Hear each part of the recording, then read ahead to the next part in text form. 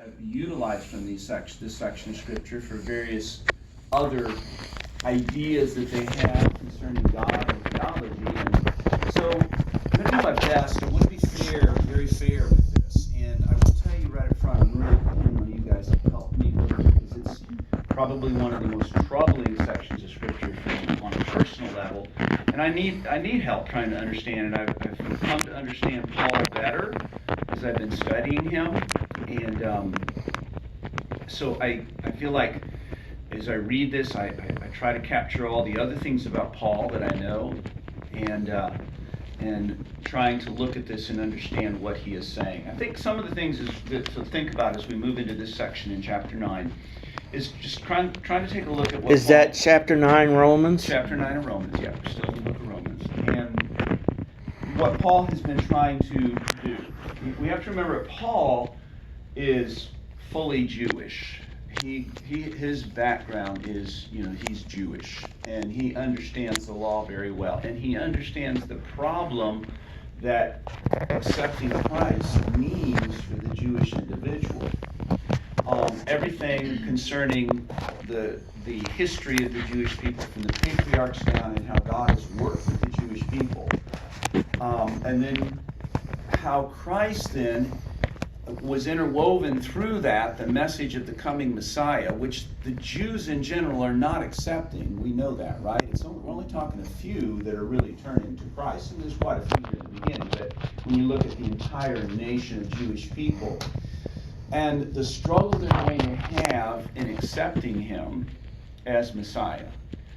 And not only that, for the Jewish Christian then, when they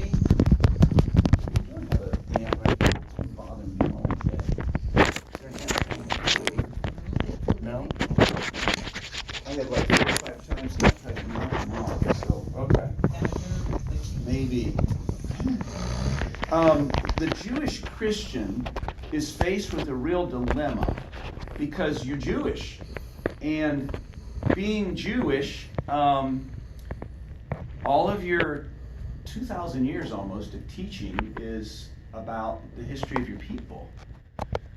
And are you going to simply abandon that all at once? Are you going to, maybe I can accept this as the Messiah, but he's a Jewish Messiah, right? He's the Messiah for the Jews. This would have been my understanding, probably. And then the idea we talked about last week, even some of actually we didn't. We talked about this, did we talk about this on Tuesday night? Sometimes my Tuesday night Bible study kind of laps over, I forget. But we were talking, it was with Steve's message in Philippians about working out your own salvation with fear and trembling, and how we talked about that working out is not an individual thing, that's a group thing. Why? Because, what is Christianity? Where are the guidelines? Where are the notes on what we're supposed to do when we come into worship? And nothing's been written about it. We have a few letters that are traveling around. So there's this whole process of how do we structure ourselves? What does it look like when we come together to worship God? What does it mean to be a community? How do we practice being believers? So there is this working out. And so this is difficult. So Paul is going to today, as we start looking at this, if you could think about this in terms of Paul trying to work through all of the Jewish patriarchs and the history of the Jews,